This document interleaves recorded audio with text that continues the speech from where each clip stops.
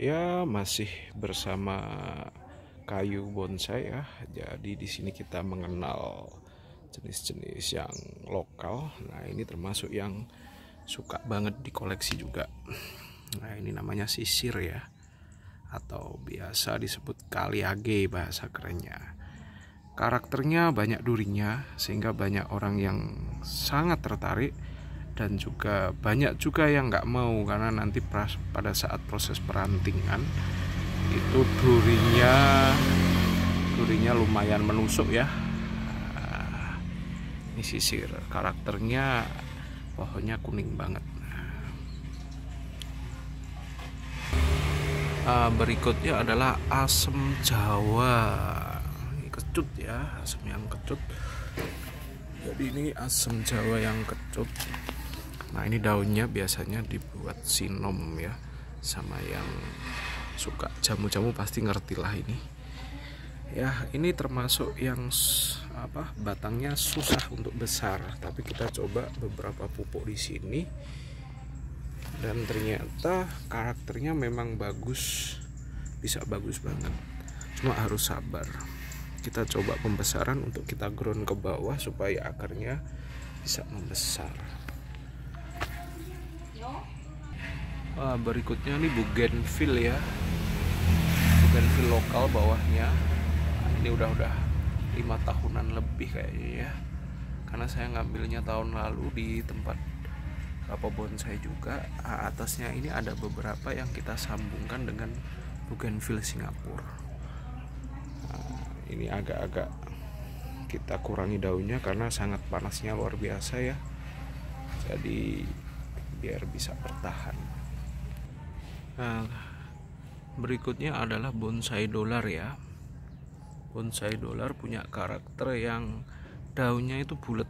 Nah, ini sering salah diartikan beringin Korea ya, padahal punya karakter sendiri ini dolar. Nah, ini endemik Indonesia juga. Nah, sebagai perbandingan nanti saya tunjukkan dengan bonsai Korea.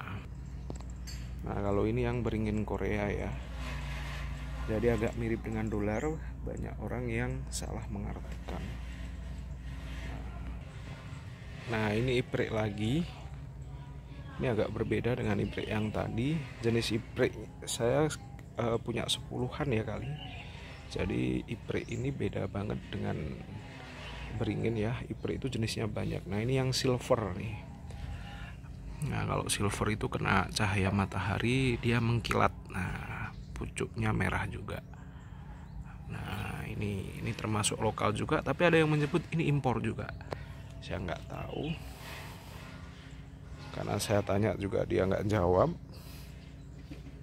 Jadi ya silahkan didefinisikan sendiri.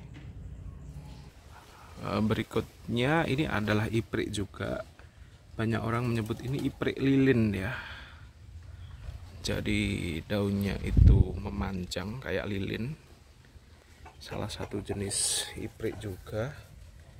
Ini sedang proses perakaran. Ya, mungkin tahun depan baru masuk pot untuk kita program. Nah, ini iprik lilin, beda banget dengan yang iprik yang tadi. Berikutnya adalah waru merah ya. Ini proses perakarannya udah selesai programnya. Ya, mungkin di awal tahun akan kita masukkan ke pot. Nah, ini salah satu varietas waru ya, banyak kita yang lokal. Ada yang nyebut ini juga impor, tapi menurut saya lokal juga ada karena di hutan juga ada. Nah, ini salah satu iprik juga, iprik pucuk merah ya. Nah, ini nanti akan kita buat master untuk kontes 2 tahun lagi mungkin. Ini sedang kita program ya akarnya, termasuk yang paling cepat juga nih. Kita harus benar-benar menyeleksi dahan dan batang yang mana. Nah, ini nggak bisa merah ya pucuknya. Ini beda juga. Berikutnya ini adalah iprik yang dahannya atau kulitnya putih ya. Kulitnya ini kalau lihat putih banget, ini bisa disambung dengan elegan. Nah ini katanya sih Ypres yang paling cocok ya dengan elegan, Vicus elegan ya. Ini adalah salah satu Ypres favorit juga. Nah ini ada waru India ya. Sebenarnya ini endemik India, tapi sekarang sudah banyak dibudidaya di Indonesia. Karena saking banyaknya maka saya kategorikan ini juga udah varietas, bisa disebut varietas lokal. Tapi asalnya memang dari India. Ruasnya sangat bagus dan benar-benar udah cepet banget ini. Jadi harus benar-benar sering dipantau ya, karena India nih kadang nggak kita pantau tiba-tiba udah muncul saja tuh dahan-dahannya. Nah ini beda lagi nih, Ypres lagi nih, beda jenis. Ini lokal ya. Kata teman-teman sih ini susah nyambunginya, jadi kita harus benar-benar memprogram ori dari awal ya.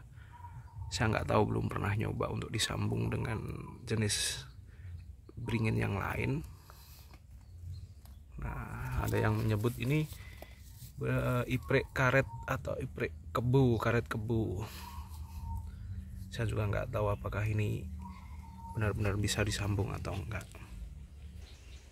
Sebenarnya ada satu varietas lokal lagi nih, Wahong Gundung ya. Nah, sebenarnya beda dengan Wahong Singkil tadi, tapi karena musim panas ini yang kelupaan nggak dikasih air nih, akhirnya meninggal ya. Jadi ini termasuk salah satu yang favorit nih, karena lebih mudah tumbuh daripada Wahong Singkil tadi. Ini juga salah satu varietasnya, sebenarnya bukan favorit ya untuk bonsai. Ini namanya buah maja. Nah, saya coba untuk bonsai karena ruas-ruasnya itu kadang nggak beraturan, tapi tekstur dari pohonnya bagus, kayak kepecah-pecah gitu. Nah, kalau ini indukan sakura ya, sakura mikro, sakurmik. Nah, dapat batang yang sedemikian gede ini, usianya hampir 7 tahun ya. Nah, ini salah satu pecinta ibu-ibu ya, karena menghasilkan bunga. Nah, bunganya bagus banget, sakura mikro.